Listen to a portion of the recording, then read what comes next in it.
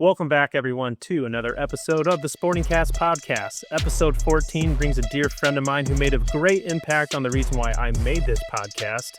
The Super Bowl is coming up here in 2 weeks, so I figured we get a little Super Bowl talk, a little Houston Texans talk, and just the journey of Marc Vandermeer, the voice of the Houston Texans and also the host of the Texans All Access podcast.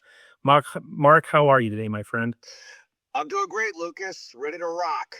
See, that's the enthusiasm that I need from every guest that shows. I appreciate you coming on, willing to share your story. Marc, I know you've been with the Texans. We'll start there. Overall, a very roller coaster season from my standpoint. Curious on your thoughts. You started off a little cold. You got really hot, made the playoffs. Tough loss in the playoffs to New England last week. How do you define this season? And a lot of big things I think will happen upcoming as well in the offseason. Well, I thought it was a great season overall because in the NFL, you look at 32 teams and everybody's trying to get to one spot and everybody's miserable who does not get to that spot, does not get to hoist the Lombardi trophy, especially if you have a team that you feel like is a good team in a year where you feel like there are no juggernauts out there. I think Seattle is the best team, and I thought that going into the playoffs. We were out there for a Monday night game this year. We thought they were excellent, and they handled the Texans better than any other team this season. That was one of the few losses, as it turned out, because the Texans went 12-5. But that Monday night was a rough one for the Houston Texans, coming off a bye, and you could see that Seattle was something special. All that being said, having won 10 in a row, including the playoff victory over the Steelers, I mean, when we look back, we're going to say, wow, that was a heck of a campaign. The defense was awesome. The offense made plays when they needed to. It's a bitter loss against the Patriots, there's no doubt, because you go into that game feeling like you could, you should, you would, but you didn't. And you feel bad because you look at them move on into the Super Bowl and think, that could have been the Texans. But I think a lot of teams feel that way. I'm sure the Bills feel that way. I'm sure a lot of teams are in the same boat there. You just have to swallow that pill, though. And as an organization, they'll do everything they can to get better. For me, I learned a long time ago, Lucas, I have no control over wins and losses. If people say, oh, don't jinx them by saying this. I think, man, if I could jinx them or not jinx them or unjinx them or whatever it takes, if I had an effect on the game, we'd be celebrating our 10th Super Bowl, maybe our 24th Super Bowl at this point. But I have no effect. I just try to do the best job I can do. But I live and die with these wins and losses, like a lot of the fans and, even more probably, and maybe in a different way, because I'm around the guys. I'm around the coaches. I'm around the guys. I see them in the building. We all walked in. We were delayed flying back. We all walked into the building at 8 a.m. the next morning, and the field is still out there at NRG Stadium. And you just feel this pit in your stomach thinking, man, that was so gettable and unable to get it. But ultimately, I think anytime you get to the divisional round, you feel good about being able to at least get that far, but the Texans have to get over the hump. They know it. They're going to try. Here we go into 2026. We'll see what happens. And so, Marc, I feel like you guys have a lot of key pieces. You have your head coach in D'Amico Ryans, who I think is one of the best coaches in the NFL. You have a franchise quarterback in C.J. Stroud, who you can ride with for the foreseeable future. You have a championship-level defense led by Will Anderson and a lot of other key pieces. Going into the offseason, what do you think you guys really need to focus on? Because there are a lot of contracts up as well.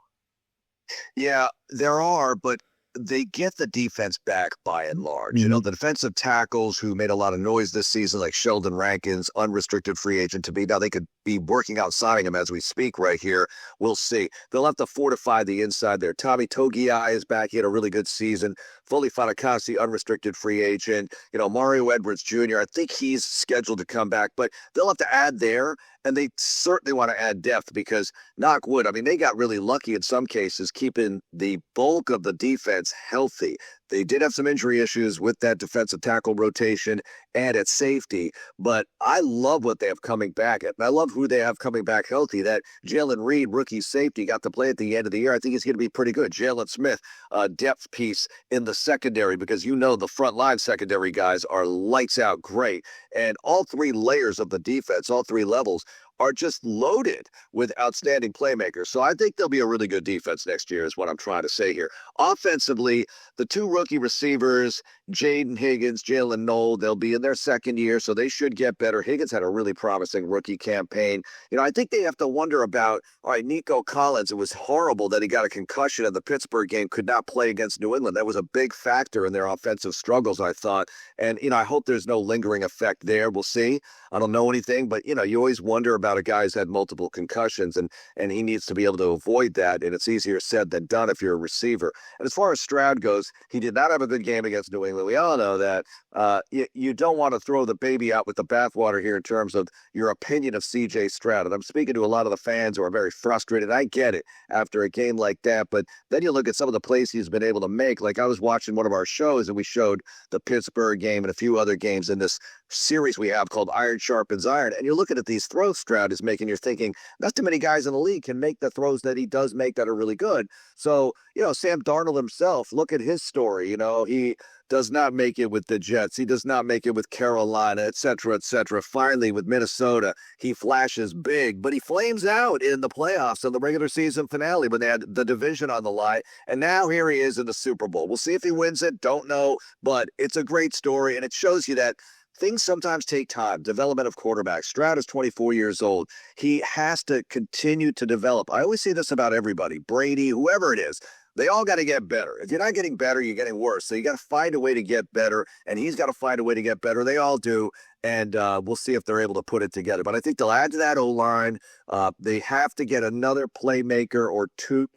We'll see what happens with the running back position. I think they'll get Tank Dell back. They talked about getting him back for the offseason program. It would be great if he could turn back into Tank Dell before the injury. So they have a lot of questions, but a lot of teams have a lot of questions. And I think the Texans, they're set up pretty well to have a really nice run again, but they got to go do it. We talk about this, Lucas, the Colts, I talk about the Colts all the time because where you're based, and they're going to be good. They're going to be competitive at the very least. I mean, they'll be a tough out. And then the Jags, oh my gosh, they won the division. They looked really good until the playoffs. And, we'll see about Tennessee. I don't think Tennessee's going to get any worse. And they gave the Texans fits up in Nashville. I know you're starting Davis Mills, but you needed some big plays at the end of that game to pull it out. So it'll be tough, but it's always tough. And that's what we're here for. It's the ultimate reality show, NFL football. It's the best reality show that keeps everyone coming back year by year. I don't know how much you got into the homework of who you want to draft, but is there anyone catching your eye that you would like to be on the Texans draft watch next year? See, I leave that to my buddy John Harris, who I do shows with, and he's the draft guru, draft expert. As we're doing this, he's at the Senior Bowl looking at prospects. I have zero desire to go to the Senior Bowl. I wouldn't mind checking it out someday, but certainly not in cold weather. If you could guarantee me 70 degrees and I can go to the beach in Mobile or something after the practices, I might do that. I'm just not that guy. I do enjoy the draft once we get to the draft a lot more because that's a very exciting 3 days of activity. I can't call it action, but I call it activity. And we host 16 hours of live radio coverage around that, and names are flying off the board. I like talking about the different teams and what they might be thinking, but it's fascinating to me, the draft, Lucas, because it's such an inexact science. And you have guys who make a lot of money and big staffs supporting them. And Nick Caserio, I mean, he's really good at this. And he can't hit 1,000. Nobody can in the draft because there are too many unknown variables and injuries. And I always think this, and we talked about guys needing to get better.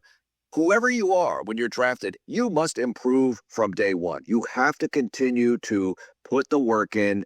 And it's difficult to predict who's going to do that and has the talent to match, and will they take to it? Some guys work hard, but it just never quite materializes for them. Who knows? They could be drafted in the first round or in the 7th or undrafted, right? Sometimes you draft guys in the first round and they turn out to be awesome. Sometimes, they're okay, but they're in the league for a long time because they had a lot of the specs that would indicate they're great athletes. They should be able to stick around, but they don't quite play up to the Pro Bowl caliber or all-pro caliber you dreamed about when you drafted them in the first round. There are so many different examples. Or you get guys drafted at mid-rounds who materialize into all-pros. Why? I can't tell you why. We drafted, the Texans did, Kamari Lassiter in the second round. This guy's a first-round, top 10 type talent. I mean, he's one of the best cornerbacks in the league, but somehow he slipped to the second round. He didn't run a fast 4.4. What?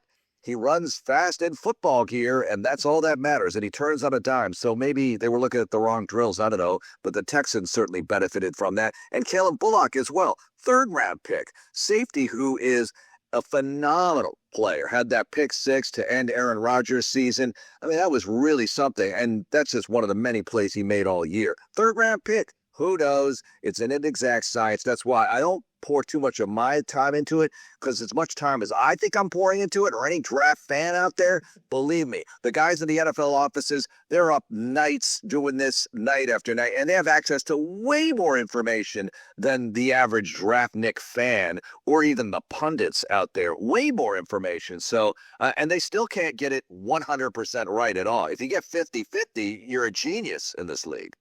No, you couldn't have said it any better. I think they did strike gold with CJ and Will Anderson back-to-back picks a couple years back. But Mark, when you take a look back at this season, you guys did go out and play Seattle. You guys did lose in New England in the playoffs. From a little Super Bowl prediction, where do you think it goes in 2 weeks? I like Seattle. I mean, how can you not? They play vicious defense. They can run the ball with Walker. They've got plenty of pass catching options, and Jackson Smith and Jigba is, one of the best receivers in the NFL, no doubt. Always finds a way to get open. It's funny, Lucas, the receivers in this league who are outstanding. I'm always wondering, how did that guy get so open? The other team knows about him. I mean, they're familiar with his work when they go out there. They've been looking at it all week, all year. Yet still, these amazing receivers. JSN somehow finds himself in the back corner of the end zone. I'm open. Throw it to me. No problem.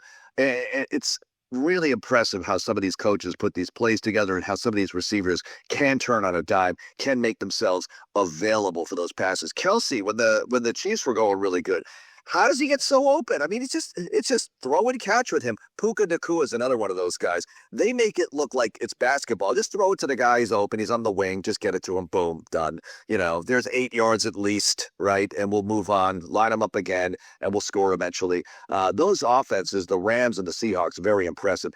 Look, the Patriots, I have to give them all the credit in the world. And I want to be clear here. I mean, I hate them like poison. Like, I hate the Colts like poison. It's all healthy sports. Yes. Because I've told you this before. Absolutely. It's not real world hate. It's sports hate, where hate really belongs. The Patriots, I can't stand the fact that they got so good so fast. This is like Japan or Germany after World War II. You guys got to keep it together, keep it down for a few decades here before you flash back up. Nope, Patriots, here they come right back into the Super Bowl.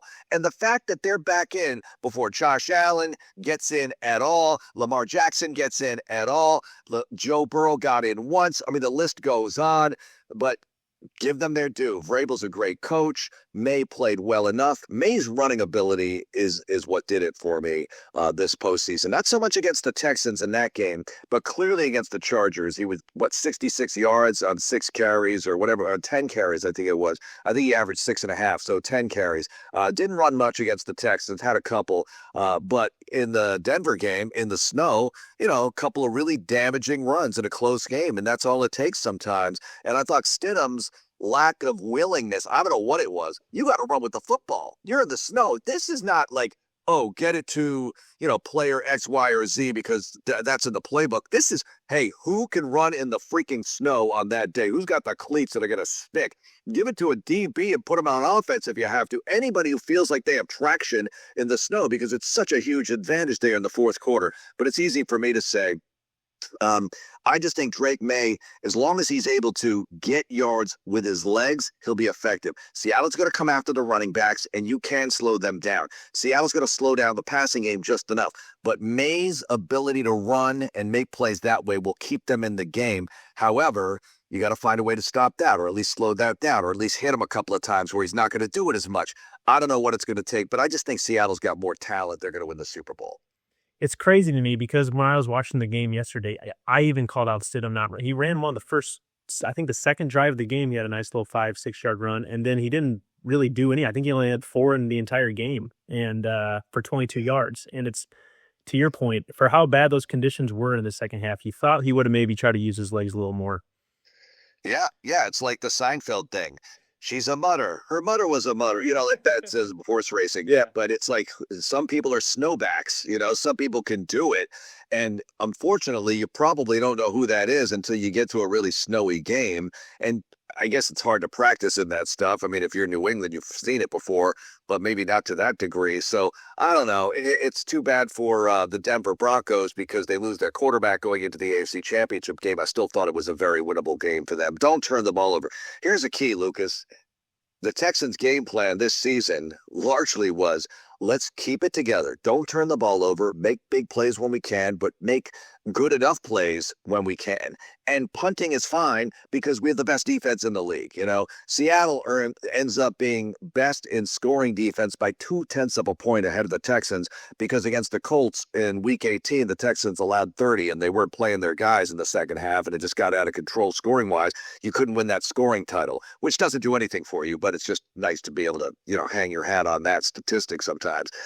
With a lot of these games, the Texans were just trying to, I don't want to say just avoid turnovers at all costs, and that was the only thing they were doing on offense, but that was a big part of it. CJ, throw the ball away. Don't get sacked. CJ, don't turn it over. Just throw it away. Don't worry about it. Live to fight another down. Live to fight another series. Because the Texans had the fewest giveaways in the history of the franchise on their way to 12 wins, which tied a franchise all-time best. But in the postseason, it was turnovers galore. They survived it against Pittsburgh, but against the Patriots, no sir. 4 first-half picks spelled doom, and they had the big fumble with Woody Marks in the second half. I mean, Woody had a really good season. I love Woody, but that was a bad moment, clearly. And if you just hold on to the ball and kick it right there, it might be a different game at the end. Just little things like that add up, and you have to hang on to the hog skin. No, it's interesting. I wonder what the game would have been like if Bo Nix played a little bit as well, just from a running ability. It's very interesting, but who knows? I think they win. They win. They win. If Bo Nix plays that game, they win, and it might not be a big margin. It might be 13-10, but I believe they win the game if Bo Nix plays. No, it's great. No, good stuff. Good luck to the Texans this offseason. I'm sure you'll be back for the combine and get some shots up for then. Mark, you've been with the Houston Texans since the franchise started in 2002. Take me to life before you got to the Houston Texans. What has your journey been like just to be at one of your dream jobs? Well, I always wanted to be the voice of a team, and when I say always, it probably evolved into that as I got started in this business because I loved play-by-play. And I started to see that the guys who were the voices of the teams, it just looked like they were having more fun. And look, your team could be a losing team, but there's just something about, being a fan doing games. And, you're supposed to be objective and so-and-so's a homer and this and that. Like, come on, any announcer who works for the team, just show me one who doesn't want the team to win and I'll show you a fraud. Because you have to live and die with this stuff. It's in your DNA. It gets spliced together with the team. I still feel that way about teams I worked for. Central Michigan University, fire up chips. I still feel that. I feel that about UMass. I feel that about the University of Miami. Not to the same degree because I'm not with them anymore, but with the Texans, I'm the only guy who's ever called a Texans game. So I take great pride in that. And that was one thing that really attracted me to the job, not just being in the NFL, but I thought, this is a brand new franchise. I did not know much about Texas. I really didn't. And I remember coming in for one of my interviews and I'm watching television at the hotel. It's like, you're Texas Ford dealers. And I thought, that sounds so badass. Just everything's bigger in Texas and it's the whole state. And it's just like a country. It was a country. When they gained independence, they were a country for 10 years before they joined the United States of America. And I think that kind of thing sort of lingers in Texas a little bit. There's a sense of pride here that I've not seen in other states. I've lived in 6 different states, including New York, Massachusetts, Michigan, Pennsylvania, Florida. I've never seen the state pride that this state has. Michigan would be second because I think Michigan being a peninsula and having the auto workers there and everything, there's a lot of state pride in Michigan, even though it's not quite economically what it was in the 50s and 60s when the auto industry was very different, clearly. But anyway, I worked at the University of Miami right before getting the Texans job, and the Hurricanes were unbelievable then. I mean, that 01 team won the national championship. We had, I think, eventually 38 players would get drafted from that lot, which is outstanding. 17 first rounders. I mean, just ridiculous numbers of players going on to the league. And Ken Dorsey was the quarterback. I think he lost twice as a starter in 3+ years of playing QB for that squad. So there was so many different angles of being down there. I love being in South Florida. Love doing basketball with the Hurricanes because we were pretty good when I was there. Love doing baseball. Won the Natty in '01 with the Hurricane baseball team. And they just haven't had times like that since then. But the Texans opportunity came up, and yeah, it's professional sports. It's the NFL. It's a new franchise. And I actually brought myself to Houston to interview for the job. They called me. This is one of the few times, Lucas, where somebody's actually called me and said, "Hey, you want to be considered." It's happened a few times, but usually nothing I'd ever be interested in. But this I was really interested in, and I said, "Yeah, I'd love to be on the short list." They actually basically worded it similarly. You want to be on the short list of candidates for this job because they knew about me, and I was doing games for a very hot team, which helps. When you're an announcer, you sound better when they win. It's just the way it is, you know. Oh, you must be a winner too. That's why some of these New England media people, who some of them are friends of mine, but man, oh man, they act like they know so much about football because we were all to us on this sports knowledge. We know what it takes to win. Yeah, you know what it takes to win. One of the greatest quarterbacks of all time. That's what it takes to win. And now you have an outstanding coach in Vrabel, who's one of the key pieces on the early Patriot success, early under Belichick anyway. But back to this, I wanted it. I came out to Houston, met with people a couple of times. I was flying through anyway, doing games for the Hurricanes, and I came in early or stayed late, talked to them, and eventually got the job, and a real blessing. But I fought much harder in a way for jobs, and not that I didn't fight hard for this one, but for jobs where I had absolutely no chance. I mean, the University of Miami did not call me. There was no way I was going to get that job. I was told that by media people who knew that I was in on the mix, and even by the people involved. Like it's going to be a local hire, but I would not stand for that. I actually flew myself down there and literally waited out Paul D, the athletic director, in his waiting room by the receptionist, and said, "I'm here to meet Paul D." "Well, do you have an appointment?" "No." "Well, what is this about?" "Well, I want to be the voice of the Hurricanes, and I just want to shake his hand." So I waited until they came out. It's like Bud Fox in Wall Street or whatever. I'm waiting in the waiting room, and eventually he comes out and said, "Yeah, I got your stuff," because I sent my stuff to everybody. And I shook his hand and I met him, and that's all it was. That's all it was. And I've done that a couple of times. I did that at UMass as well. It's a great technique if you want to get a job, you want to meet with somebody or a long shot. Go to the receptionist if they have one, because I know post-COVID, a lot of those things, a lot of waiting room scenarios don't exist the same way. But if they do, that's not a bad way to go. Well, they'll hear, "Well, so-and-so's out in the lobby. Oh, I don't have an appointment with him." Well, they just want to shake your hand. They might turn you away, but you know what?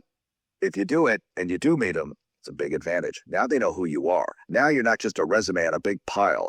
Now you're a face that actually went out of their way to go show that you want this job.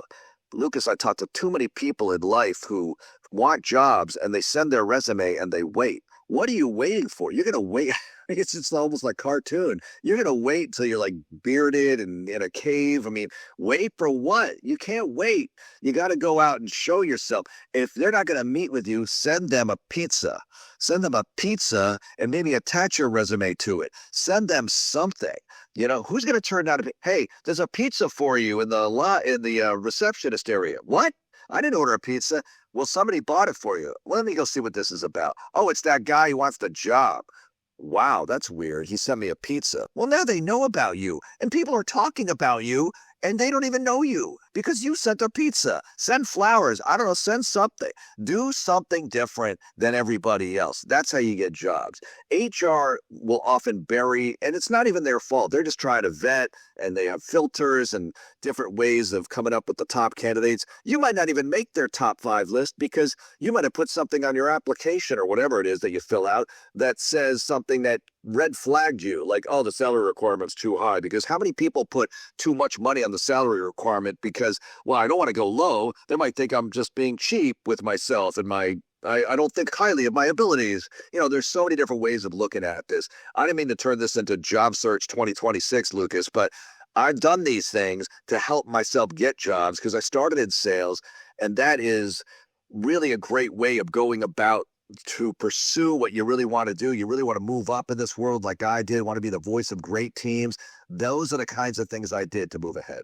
No, and that's great. And we can talk a little about your book here in a little bit, but what was the feeling like of just getting the offer to be the Miami Hurricanes play-by-play guy? Because like you said, you had so many people telling you that you weren't going to do this, and you proved them wrong, but that wasn't just the goal to prove them wrong, right? You had to go out there and execute at your job and keep growing and getting better. What was that experience like? It was, the scene in Rudy when Rudy is checking the mail all the time, and it's kind of a montage, and he's not getting in every semester. He's not getting into Notre Dame. He's still at Holy Cross Junior College. And then one day he gets that letter and it says, "You're in." That's what it was like. That moment, that movie always gets me because I'm thinking, gosh, this reminds me of something. Oh yeah, me.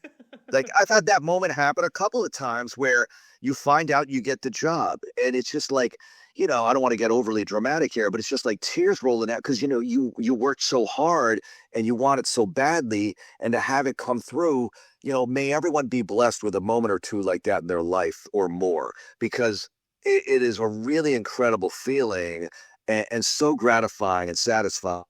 With the Hurricanes, I did that thing with all the radio station and the university were trying to decide together who should get the play-by-play job. Sonny Hirsch, who was a legend down there, had died, and they were looking at inside the market candidates. And so for me to come in, and I went to the radio station, the program director, Duff Lindsay, really nice guy, he agreed to meet with me, and he liked my tape. He's like, "I like your tape, but this is like Paul D's going to decide." And Greg Reed, who was the general manager of the radio station, and it was out of his hands.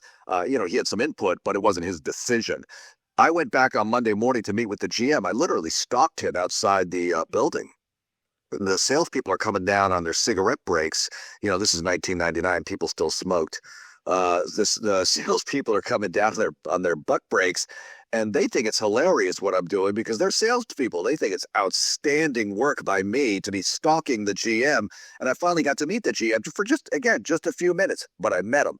And I left that day and I thought, I've done everything I could do. I've met the key people briefly, but I met them without an appointment. I met them. And I've sent my tape to everybody who mattered. So I'm at the airport later on, ready to fly out. I get a message from the program director. He said, "Send us more tape." And I was like, ooh, I got a nibble. Yeah, I was going to say, now they're interested.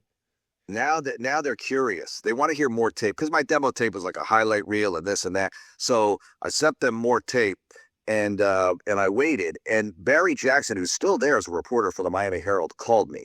He goes, "I know you're up for this job." He's a really great reporter. I'm like, how the heck does he know this? But I think the GM was telling him, "Oh, there's this guy from Massachusetts. Ha ha ha. He's not going to get it." But that's wild. So Barry said, "You're not going to get this job, but it's they know who you are, and they're very impressed with what you've been able to do."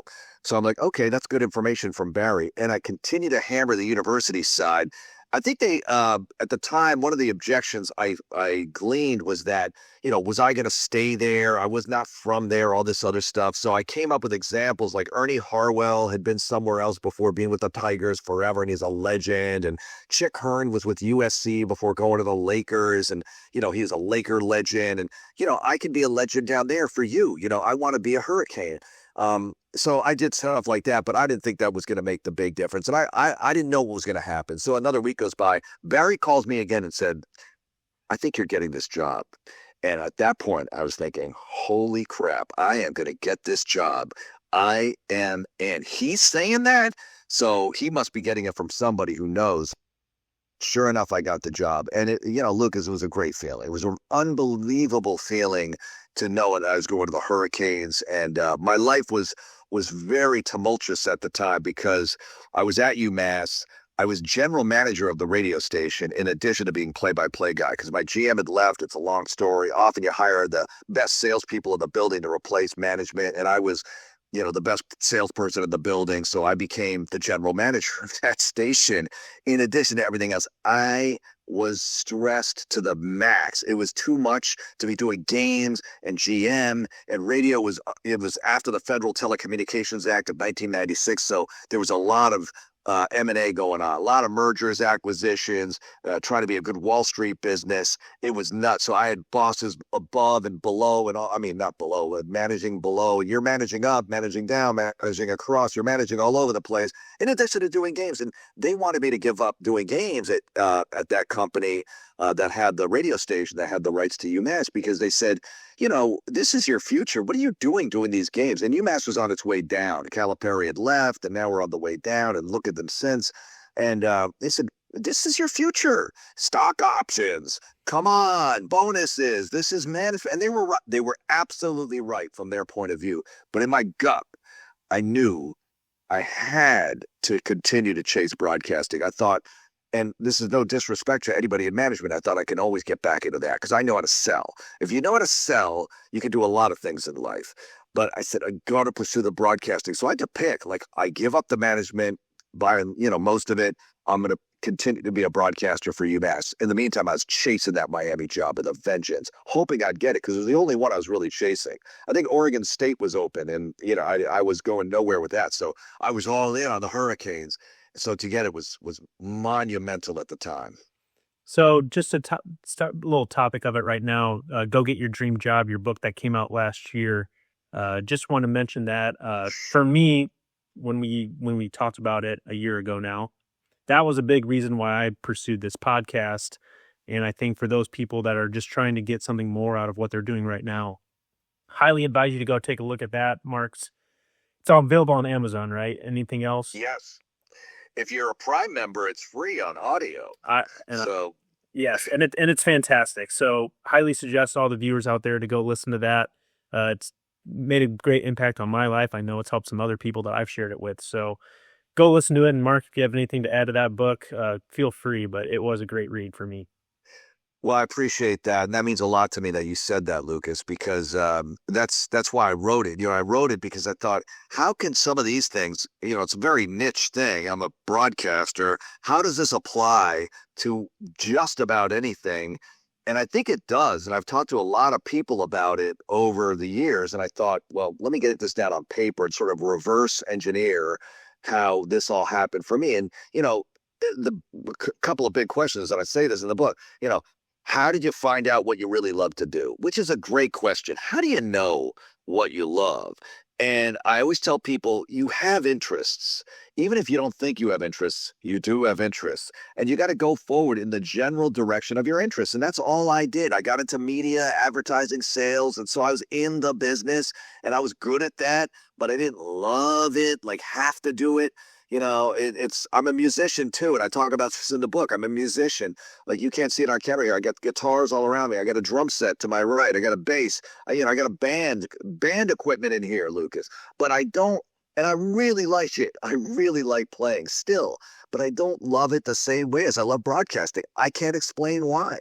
Once I started the broadcast, I had to do it and I had to get as far as I could possibly go. And I think that there's another element of this, which is if you want to work in sports, like I talked to a guy who's like 23 working it for a bank, financial world, doing, by all accounts, doing well on paper, but he's not happy. And I'm like, well, what would make you happy? He's like, working in sports somehow. Like, do you have any idea? He's like, no. I'm like, okay, fair enough. Like, you want to work with players? You want to work with business? He's like, I don't know, maybe some players. I'm like, well, you know what you should do? My opinion was coach a team, coach kids, coach 10-year-olds at basketball, or, just get involved that way. Because when you move forward doing anything, other things reveal themselves to you. When people sit home and scroll, things don't really reveal themselves to you. You might hit on the right account, like, oh my gosh, this is so inspirational. But you know what? Your brain went to the next thing, and now you're reading you're watching a cat video, and you forgot about the moment, and it's all over. So to me, you got to keep moving forward with actual real things, and that can make all the difference. Got to get out, and you got to see people eye to eye. I'm a big believer in that. We live in such a digital world. We live in the Matrix now, and I saw that movie, and I thought, That's one of the greatest sci-fi concepts I've seen, and it's so true now. You know, we're all going to become human batteries. No, I'm kidding about that, maybe. But the point is this. The point is this. You got to get out. You know, people have to get out and go forward in the general direction of their dreams because things will reveal themselves to you. I had this desire. I was in advertising sales. I had this desire to talk on the radio. I'm in Boston in the 80s, and the quarterback controversy at the time, this is a very dated thing, so anybody under 45 is not going to know this, but Steve Grogan, Tony Eason, Doug Flutie, they were all three with the Patriots at one time, and there was a big controversy who should play. It was awesome, and I wanted to talk about it. Back then, you didn't have social media, right? So I wanted to be on the radio, but I didn't want to call into one of the shows. So I started my own show because I knew how to do it. Buy an hour of time. Today, you just start a YouTube channel. Buy an hour of time. And I just started yapping. And they brought me a proposition. They said, you want to, talk about this. I've talked about this with you, and it's in the book, but they wanted me to fill in on a high school game on a Friday night because they needed a body to do color commentary. And I reluctantly went, but at halftime of that game, I said to myself, this is what I'm going to do. I have just found it. I've discovered plutonium here. I am going to be a play-by-play man. I wanted the job of the guy next to me. He was calling the action, and I was doing the color. And I was like, all right, I'm not good at this because I'm not an ex-player. You know, I could talk, well, the guy should have run to the left or whatever, but I want to do the play-by-play. I want to call the plays. So I said to myself, literally said to myself at that time, I will do whatever it takes. And I did whatever it took to do it. And I started at the very bottom, the bottom of the bottom of the bottom in broadcasting and worked my way up. So I have great appreciation for where I am now. It's just a dream to be in the NFL. And that's where I was going to ask too, of the dream. You got to where you want to be. What is that game day experience like? Has it really changed since 2002, or is it the same type of passion and energy since you started it, or has it even grown? I would say my appreciation of it has grown even more because when I started with the Texans, I mean, geez, it was 2002. So we're going into our 25th season. The world was different. There was the internet. I guess there was MySpace. Social media didn't exist. Now I do all these little things on social media in addition to the radio. People still listen to the radio, though. And a lot of people listen on the app, on the Odyssey app in our case, for Houston Texans broadcast. But we still get 200,000 people listening to a game.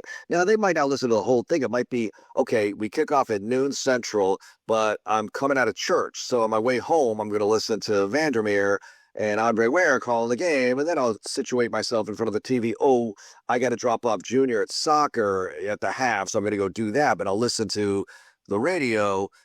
A lot of it is like that. Or some people actually turn down the sound of the TV and sync up with us on the app, and I get a lot of that as well coming back my way. So we have a lot of listeners. And the other thing about being an NFL announcer is this. They use our calls on NFL Films and our own social media and digital video crew for the stuff they put out during the week. So, if I have a call, CJ throws to Nico Collins, touchdown, they'll run it over the video highlight. They'll do fun, cute things with it over the course of the week and repurpose it in different ways.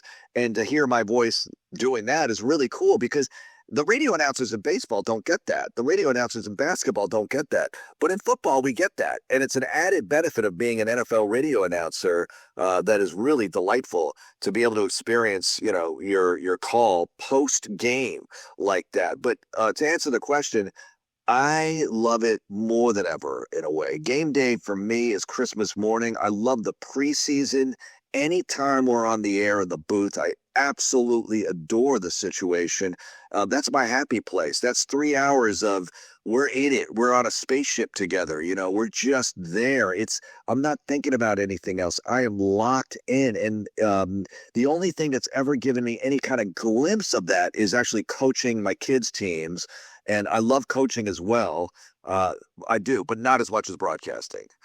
When I was in Boston, I coached freshman and sophomore basketball at a private school there when I was younger, and I was just starting my radio career. And after that season, they offered me the JV job, and I was like, oh, that's great. But I just got a job in Clearfield, Pennsylvania, full-time radio. And I was like, listen, this is what I got to do. I'm doing my radio career. Had I stayed in coaching, who knows what happens, because I love coaching. I really do. I have a similar experience. Not as good, but similar. It's kind of like the music versus this. This is number one, but I'm still coaching, right? I'm going to coach. Girls flag football is a huge initiative of the NFL, all the teams. I'm sure the Colts and Indy have like major emphasis there with the girls high school teams. And a lot of the NFL teams have started pilot programs. They've gotten their states to sanction the sports. We're working on that here. I am coaching a local high school girls flag football team this spring, and I'm so fired up about that. It fits in perfectly with my Texans schedule, and it's kind of supported by the Texans anyway. But I got the job on my own merit, Lucas. No contacts. I just went and got it. But it's fun, and I love doing that. But I love game day. To answer your question, there's nothing like it. I love all the shows. Love doing podcasts. All of that, but game day is the holy grail of it all. Because we have this year was the in-flight pregame show, and then we started with the pregame in-flight pregame show. So no, they were pregame. Yeah. Because we were getting these send-offs with the fans at the stadium. We lined the bike racks, and the players come out of the building to get on the buses to go. And I thought, I'm going to do the in-flight mini pregame show. So. And I think next year I'll do a pregame. I don't know. We'll see. It'll be one of those situations. And we can hear you on 610 AM, correct?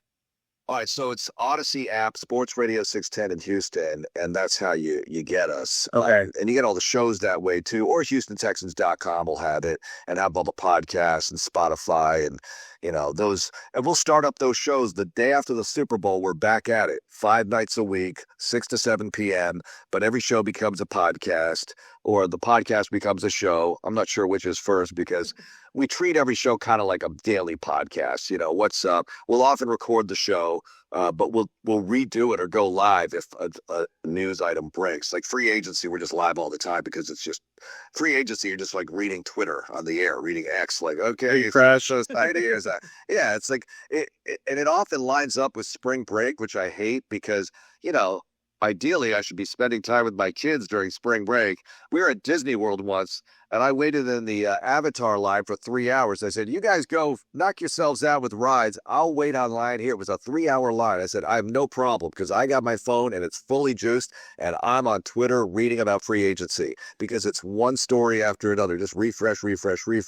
So they all joined me with like a 30-minute wait period to go in the line, and we got it done. So Mark, when you embark on your journey, another question I have for you, what would it be like just to get to that Super Bowl and call a Super Bowl game? Well, that's what I really want to do. I mean, everybody wants to do that. And I want to see the Texans win it, for the city, for the McNairs, all of it. And for me too, Lucas, and I just want to be a part of it, This was a really golden opportunity. I think that's why this year is the toughest loss in the playoffs to get over. And we've had tough ones, last year against the Chiefs. We lost to the Chiefs in 2019 when the Texans were up 24-0. Yet I knew that the Chiefs were the better team. Even though we had beaten them during the regular season at their place, you still thought they're a better team than the Texans. You still might beat them, but they're likely a better team. In this case, look, you give the Patriots credit, but I still feel like the Texans had a lot of self-inflicted wounds in that playoff game, and it's just real hard to get over this one, because it was right there for the taking. And I'm not saying the Texans would have won in Denver, but who knows? And I'd love to see what would have happened, and I'd love to get to the AFC Championship game itself, because the Texans have never been. They're the only team in the league to never go to a championship game. And look, they're the youngest team in the league, so there's some fairness there. And the Browns are a little bit older. The new, we don't make that distinction. These are the new Browns from 1999. Okay, I was explaining that to some people. They're not really the old. The Browns get credit for Bernie Kosar, but that's not the same team. That's the Ravens. But okay, it is what it is. It's not going to exonerate the Texans from not going. It's funny, Lucas, with the Texans, because AFC South, right? Since the Texans won the division for the first time in 2011, they've won it more than anybody. But all 3 other teams have been to a championship game since then. And the Colts haven't won it since 2014. But the Texans have way more playoff success as far as number of playoff victories. They just haven't gone as far. Titans went in, 2019. The Jags went in 2017. The Colts went in 2014. Texans got to go. Got to find a way into that championship game and then take it from there. I do remember that 2019 versus the Chiefs because there's that controversial like 4th and 1, 4th and 2 where they decided to go for the field goal. I mean, not to bring that back that up, but that was an interesting point. I have answers for all this stuff because I have no problem with them kicking the field goal, but they called a timeout to decide to do it, or just either kick or don't kick. But just I'm fine. 24-0.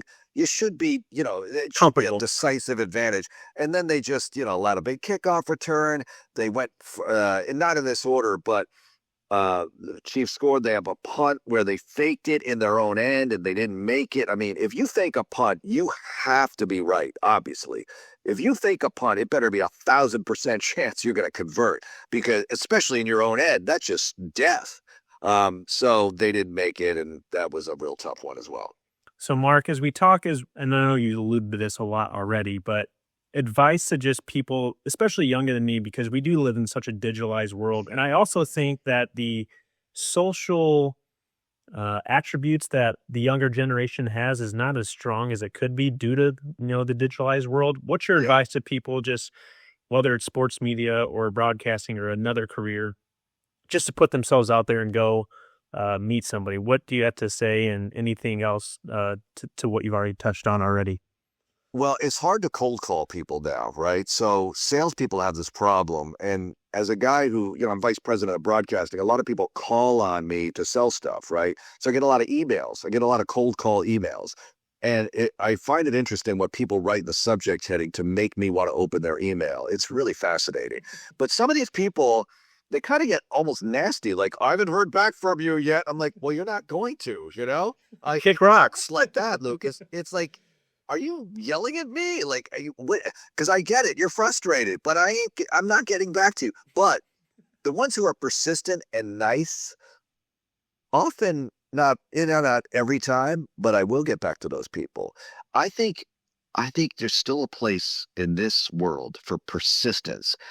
I don't want to be a pest. Be a pest, but be a nice pest. Always put sugar on it. Hey, just checking it.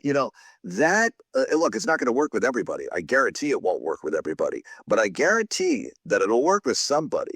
So you have to keep pestering people, but be nice about it. Never lose your good cheer, your disposition when you're doing it, because I really believe that's effective. Eventually, people will give in, and you got nothing to lose by peppering people email wise. Now, maybe not every day, but I think that's a way to make it work. I gave you the pizza thing, and I'm dead serious about that, or Tiff's treats, cookies, or whatever. I don't even know what's out there to deliver to people, but deliver them something.